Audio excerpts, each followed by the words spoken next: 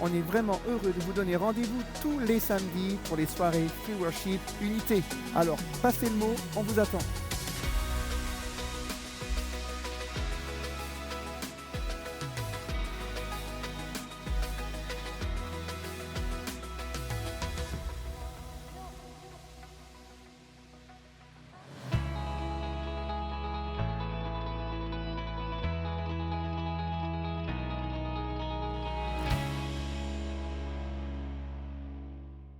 Ne ratez pas votre programme tous les mercredis. Alors, rejoignez-nous tous les mercredis à 10h sur la chaîne YouTube MLK. À mercredi!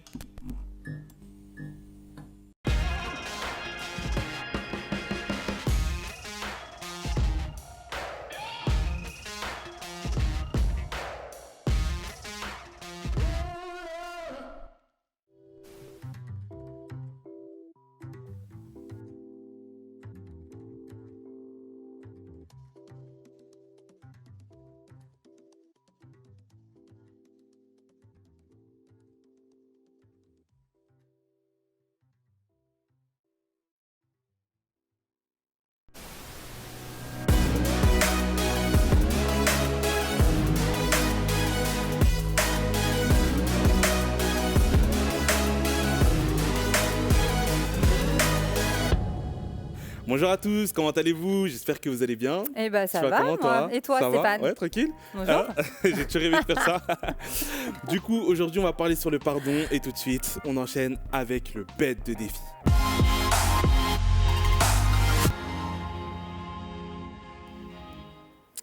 Alors du coup, pour le bête de défi, si vous vous souvenez des émissions précédentes, j'ai un frère, du moins une sœur jumelle qui est avec nous ici présente et qui va faire les sébènes. Donc c'est une rythmique avec ses doigts, parce qu'elle a que ses doigts là sur le plateau. Concrètement, on va faire un sébène challenge. Ça veut dire que l'un après l'autre, on va faire une suite de calculs mentaux et le but est de trouver la bonne réponse dans le rythme. Ça va, Sans ça va? se tromper. Sans se tromper. T'as capté? Ouais, j'ai capté. T'es prête? Je suis prête. Ok. Sarah est prête. Quand Allez. tu veux. 1 plus 1. 2, Ah, congolais. 2 plus 2. 4, 4 moins 2. 6. 6 divisé par 2. Non, attends, je me suis trompée. Déjà? Bah oui, t'as fait Déjà. 4 moins 2, j'ai dit 6. Ah bon? Bah, on va changer les rôles là, tout. Ok, ça marche. Vas-y. 1 plus 1. 2. 2 plus 2. 4. 4 plus 8. 16. C'est trop dur, c'est trop dur. Aïe, aïe, Allez, aïe. une dernière manche chacun parce que Allez. c'est dur. Ouais, Vraiment, c'est dur. C'est dur. 1 plus 1. 2, Hey, 2 plus 2. 4, Hey, 4 plus 8. 12, 12 moins 2. 10, 10 plus 4. 14, Hey, 14 plus 2. 16, 7 divisé par 2. 8, 8 plus 8. 16, 16 moins 2. 14. 16 divisé par 2. Là, c'est toi qui t'es trompé. Ouais, c'est moi, je me suis trompé. Allez, la dernière, Christelle. Et après, on enchaîne. Ok, ça marche. Ça va? 1 plus 1. Ah non, non, non, non, non, non, non, non. Dans le rythme, dans le rythme. Allez, on reprend, on reprend. Ok, on reprend. Allez. 1 plus 1. Non, non, non. Non, non, Bon, non, attends, non, vas-y, non. vas-y. Allez. C'est quand que je commence? 1, 2, 1 plus 1, 2, 2 plus 2. et 4, 4 plus 4. 8, 8 divisé par 2. 8 divisé par 2. Non, non, je crois bon. que c'est un... C'est bon, on va s'arrêter Ouais, là, on on va va arrêter les s'arrêter. dégâts, on va arrêter les dégâts et on enchaîne avec le message. Le thème c'est le pardon et vous allez comprendre pourquoi on fait des calculs mentaux.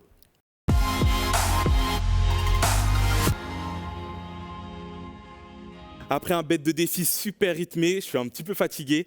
On a essayé de le faire 100% naturel. Vous aussi, n'hésitez pas à le faire à la maison. Si vous avez un frère, une sœur qui sait faire des sébènes, ça va vous permettre de réviser vos calculs mentaux et en plus de rire ensemble. Aujourd'hui, on va échanger à propos du pardon. Et pour cela, on va regarder dans la parole de Dieu un passage où Pierre va voir Jésus et lui demande jusqu'à combien de fois je dois pardonner? Jusqu'à 7 fois? Et Jésus lui répond 77 fois 7 fois. Waouh! Et je suis sûr que jusqu'à aujourd'hui, Pierre n'a pas calculé le nombre tellement celui-ci doit être élevé. Et Jésus poursuit après par une parabole où il explique qu'il y avait un roi qui avait des serviteurs et l'un de ses serviteurs lui devait 10 000 talents. Waouh! L'équivalent de 27 années de travail acharné. Et le roi arrive et le serviteur en face de celui-ci ne peut pas payer sa dette et il lui supplie, lui dit mais s'il te plaît, laisse-moi encore un peu de temps. Et le roi, ému de compassion, décide de lui remettre sa dette. Lui dit ok, c'est bon, je te remets ta dette, tu ne me dois plus rien. Le serviteur sort, croyez-moi, il devait être très content et croise un homme qui lui devait lui à son tour 100 deniers. Et cette fois-ci, le serviteur n'use pas de compassion comme le roi l'a fait pour lui, mais au contraire, il agit avec colère, il l'étrangle, il lui dit « Si, tu dois me rembourser ma dette !» Waouh! Et des personnes qui passaient par là ont vu cette scène et sont parties rapporter au roi. Et croyez-moi, le roi n'a pas été content parce que lorsque celui-ci remet une dette de 27 années et voit que le serviteur n'est pas capable de remettre une dette de 100 jours, croyez-moi, on se rend compte qu'il y avait un problème en fait avec le pardon. J'ai envie de discuter avec cette notion avec toi et te dire en fait concrètement qu'est-ce que c'est que pardonner. Et déjà pour commencer, je te dirais ce que le pardon n'est pas. Pardonner, ce n'est pas oublier. Et souvent c'est quelque chose qui fait que c'est difficile de pardonner parce qu'on a l'impression que lorsque l'on pardonne, c'est comme si on oubliait finalement le tort que l'autre nous a causé. Mais sache que pardonner, ce n'est pas ça. Ce n'est pas faire comme s'il ne s'était rien passé. Mais je crois que dans cette première partie du passage, ce que Jésus nous enseigne déjà, lorsqu'il dit à Pierre, tu dois pardonner 77 fois 7 fois, c'est un peu... si tu comptes en fait, c'est que tu n'es pas forcément en train de pardonner ton frère. Et une des premières choses qu'est le pardon, c'est de ne pas compter finalement. Pardonner en fait, c'est remettre une dette. C'est dire à la personne qui t'a offensé, ok, je décide de lâcher ce que tu me dois. Et finalement, pardonner, c'est un peu ce que Dieu fait au quotidien avec nous. Parce qu'on est des pécheurs et on fait des bêtises au quotidien, on ment, etc. etc. Et Dieu, lui, passe son temps à nous pardonner. Et c'est ce que nous dit la parole quand Jésus enseigne aux disciples de pardonner. Il leur dit, mais dites à Dieu, mais pardonne-nous nos offenses comme nous aussi, nous pardonnons à ceux qui nous ont offensés. C'est quoi pardonner? Ce n'est pas oublier, ce n'est pas faire comme s'il ne s'était rien passé. C'est juste décider de ne pas compter, décider de lâcher prise, de dire à la personne qui t'a fait du tort, ok, c'est bon, les comptes sont à zéro, je décide de lâcher le tort que tu m'as fait. Et pourquoi pardonner en fait? À quoi ça sert pardonner? Parce que parfois on peut se complaindre, on peut se sentir bien finalement de garder cette colère, cette haine. Parfois ça fait du bien de garder ce remords, cette chose que quelqu'un nous a fait. Mais en fait c'est faux, c'est faux. Pardonner premièrement, c'est décider de te libérer toi-même en fait. Le pardon te libère. Pardonner c'est aussi libérer l'autre. Parce que peut-être un peu que comme dans le cas de la parabole, en fait, la personne qui t'a fait du tort te supplie tous les jours d'attendre un peu, il essaye de faire de son mieux. Pardonner, c'est aussi dire à l'autre, ok, je décide de te pardonner, je vois les efforts que tu fais. Mais aussi pardonner, c'est décider de reprendre le lien avec Dieu. Parce que si tu ne pardonnes pas, Dieu lui aussi ne fait pas de même envers toi. Tu sais, il y a cette parabole qui me parle beaucoup par rapport au pardon.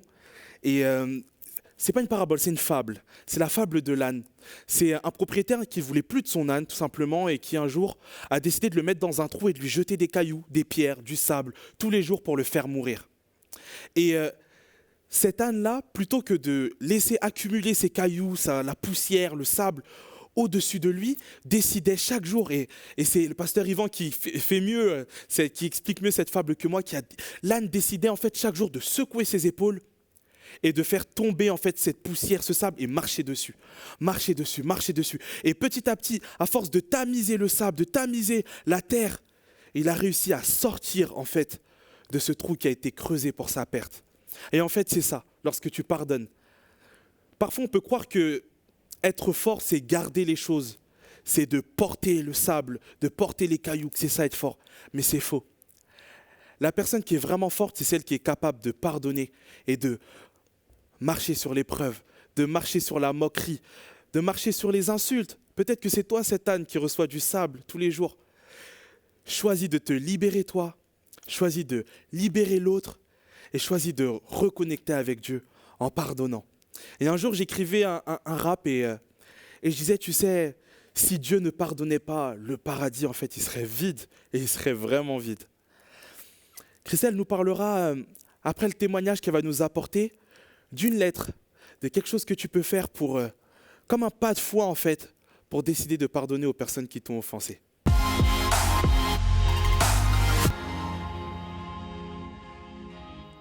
Comme je disais tout à l'heure, Christelle va nous apporter un témoignage sur une expérience qu'elle a eue à propos du pardon. Notamment, tu me disais à propos d'une amie à toi Eh oui, c'est ça. que tu as dû pardonner. Est-ce que tu peux nous en dire plus? Ouais. Alors, je pensais à ce témoignage-là parce qu'effectivement, pour moi, il est très probant sur le pardon. En fait, c'est une amie que j'ai rencontrée lors de mes études. Ouais. Donc, on a passé beaucoup de nos études supérieures ensemble. On était dans la même promotion et puis du coup, on passait beaucoup de temps ensemble, que ce soit en cours ou à l'extérieur. Enfin, voilà. Une amitié a priori correcte, banale. Quand nos études se sont terminées, moi, j'ai fait le choix de déménager. Et dans mon témoignage personnel, c'est à ce moment-là où j'ai vraiment rencontré Dieu et où, du coup, j'ai donné ma vie à Jésus et où je me suis complètement convertie. J'ai commencé à avoir une vie d'église, à servir auprès des collégiens, etc. Et elle était restée dans la ville où j'habitais avant, c'est-à-dire Orléans. Donc déjà, le fait que je déménage en Ile-de-France et qu'elle soit à Orléans, ça a un peu mis de la distance géographique, mais on a essayé de garder une bonne relation amicale malgré tout. Et au fur et à mesure, en fait, que le temps avançait, je me rendais compte qu'elle avait du mal à comprendre ma foi et à comprendre mon investissement dans l'Église et à comprendre un peu ce que je vivais dans cette période de ma vie, parce que forcément, quand Jésus arrive dans nos vies, ça chamboule.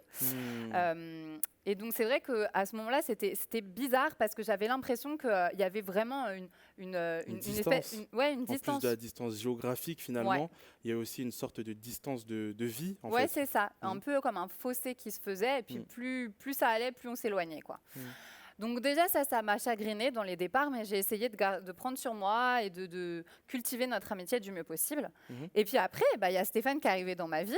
Donc voilà, Stéphane est arrivé dans ma vie. Et à ce moment-là, j'ai vu aussi mon amie un peu se transformer. On va dire je pense qu'elle avait de la jalousie envers moi parce que j'avais réussi à avoir une vie de couple, que j'allais me marier. Et du coup, je sentais en fait qu'elle avait de l'animosité, si je peux dire ça comme ça, c'est un mot un peu compliqué, mais pour dire qu'en fait, elle se sentait mal à l'aise à mes côtés quand je parlais de ma vie de couple. Et puis, elle était plus du tout investie dans ma vie comme avant, en fait. Donc, plus ça avançait, plus en fait, il y avait des choses qui me peinaient de plus en plus dans mon cœur et je sentais que ça s'enracinait en moi et que ça commençait à me faire du mal. Donc, un jour, j'ai décidé de prendre soin de moi, de prendre soin de mon cœur et j'ai décidé de mettre un peu notre amitié de côté pour me protéger. Parce que, voilà, à ce moment-là, j'avais aussi il se passait des choses dans ma vie où il fallait vraiment que je sois opérationnelle dedans. Et à ce moment-là, c'est le choix que j'ai fait. Et quelques mois plus tard, je crois que c'est à peu près 4-5 mois plus tard, donc ça s'est fait un peu naturellement, c'est-à-dire qu'on ne se donnait plus trop de nouvelles. Et 4-5 mois plus tard, elle m'a envoyé un courrier, donc je l'ai reçu dans la boîte aux lettres, où elle me disait un petit peu, elle me disait un petit peu ce qu'elle avait remarqué dans notre amitié, et puis elle s'excusait, parce qu'il y avait vraiment quelque chose en particulier, je ne vais pas m'étaler dessus, mais il y a quelque chose en particulier qui m'a fait beaucoup, beaucoup de mal, et elle s'excusait pour ça. Et puis en fait, quand j'ai reçu le courrier, je l'ai lu et j'ai pas décidé de lui répondre. J'ai pas décidé de revenir vers elle parce que j'avais encore beaucoup de rancœur en moi. J'avais encore très mal au cœur et franchement, ça m'intéressait pas. Donc j'ai lu le courrier. Il est resté dans ma chambre pendant X semaines sans que j'y prête vraiment attention. Et 1 ou 2 mois après cette lettre, elle m'a renvoyé un message en me parlant, en me félicitant parce qu'avec Stéphane, on venait de se marier. Mais pareil, j'ai pas calculé, quoi. J'avais pas envie, j'avais trop mal au cœur à ce moment-là. Puis les mois passent et il y a à peu près 3-4 mois, je traversais une période dans ma santé où c'était un peu compliqué parce que j'avais des problèmes de santé qui étaient de plus en plus conséquents. Et j'ai pris un temps d'écoute avec Dieu. Et Dieu m'a très clairement dit que c'était le temps de lui pardonner, en fait. Un petit peu comme si, j'étais pas malade que à cause de ça, mais un petit peu comme si aussi le fait que je garde des racines en moi pas très bonnes, que j'avais de la rancœur, de l'animosité, et que je voulais pas lâcher ça, parce que quand même elle a fait des pas vers moi, mais moi je voulais pas lâcher ma rancœur. C'est comme si finalement ça m'emprisonnait et que ça emprisonnait aussi ma santé. Et Dieu m'a dit clairement c'est le temps de lui pardonner. Donc c'était pas, franchement, au début, j'avais pas trop envie parce que comme toi, Stéphane, tu disais dans ton message juste avant, mais des fois ça fait du bien de pas pardonner. C'est très bizarre, mais des fois ça fait du bien. Et puis j'ai quand même décidé un peu d'obéir à Dieu parce que je pense que quand Dieu nous donne des conseils comme ça, c'est important de les écouter. Donc bien plus que juste de pardonner, je l'ai décidé. Et ça, c'est quelque chose, je pense, qu'il faut vraiment entendre, c'est faire le choix, c'est super important parce que si on est convaincu de ce qu'on fait et si on en est vraiment acteur, ça a vraiment de la puissance et du pouvoir. Donc, je lui ai envoyé un message et dans ce message-là, je lui ai demandé pardon parce que je n'avais pas répondu à ses lettres, à ses SMS depuis des mois et parce que j'avais sûrement pas été l'amie dont elle avait besoin à certains moments aussi. Et puis, je lui ai aussi dit que je la pardonnais. Et voilà, je l'ai fait par message parce que pour moi, il fallait que ce soit spontané et rapide. C'était important pour moi d'agir tout de suite.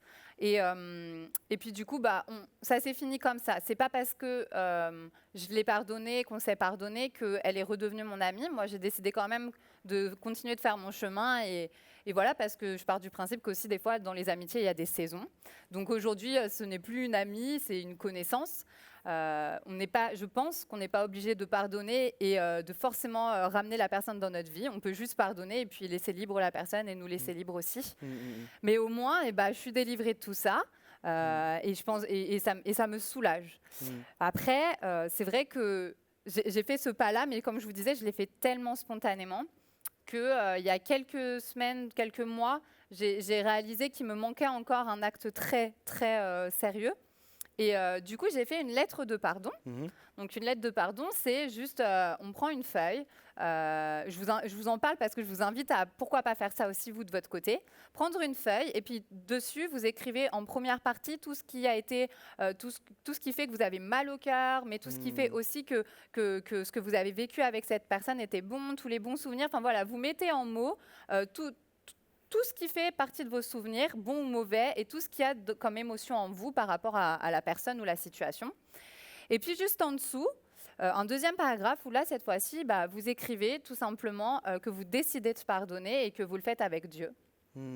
Et puis cette lettre-là, vous la découpez en deux. Vous jetez à la poubelle, aux flammes, au feu, tout ce que vous voulez, la première partie. Et la deuxième partie, vous la gardez précieusement. Et c'est que ça que vous retenez de cette lettre de pardon. Vous pouvez même prendre une chaise vide et lire cette lettre de pardon à cette chaise vide en imaginant la personne ou la situation dessus. Moi, c'est ce que j'ai fait pour boucler un peu la boucle par rapport à cette amie. Et franchement, ça fait du bien. Je croyais que ça me faisait du bien de garder de la rancœur, mais pardonner, ça fait encore plus de bien, vraiment. Wow. Merci beaucoup, Christelle, pour ton témoignage. Et j'aimerais aussi m'adresser à peut-être toi qui as pardonné aux autres, mais qui ne te pardonne pas à toi-même d'un acte, d'une chose que tu as pu faire. Et jusqu'à aujourd'hui, tu n'arrives pas à te pardonner et ça te suit. N'hésite pas aussi à le mettre sur écrit et à décider de te pardonner toi-même et d'avancer. C'est important. Voilà. En plus de ce témoignage qui a été juste génial, on souhaiterait vous partager un plan de lecture sur le pardon pour continuer sur ce thème si important.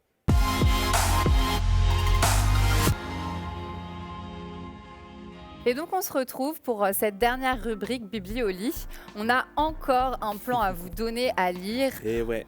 On vous rassure, on vous donne que des petits plans. Il en existe des beaucoup plus longs, donc soyez rassurés. Et surtout que les plans c'est important. Hein. C'est bien d'avoir Insta, TikTok sur le téléphone, mais la Bible aussi, ça fait du bien. Ouais.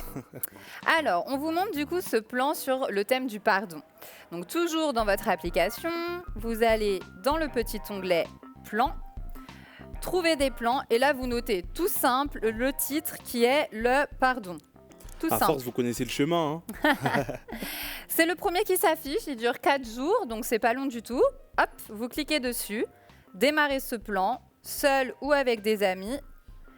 Et ensuite, il s'affiche dans votre liste de plans enregistrés. et vous pouvez le commencer chaque jour pour les 4 prochains jours du coup, pour lire votre méditation quotidienne et les versets qui vont avec. Voilà.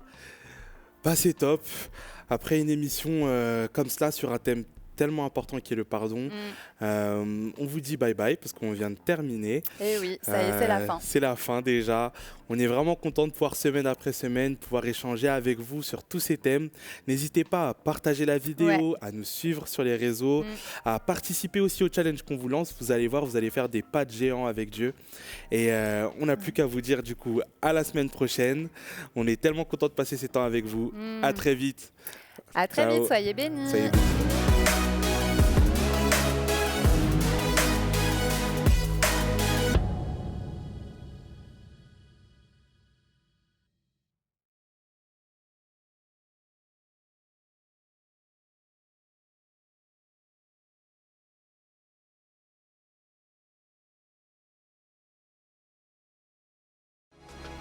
On est vraiment heureux de vous donner rendez-vous tous les samedis pour les soirées Free Worship Unité. Alors, passez le mot, on vous attend.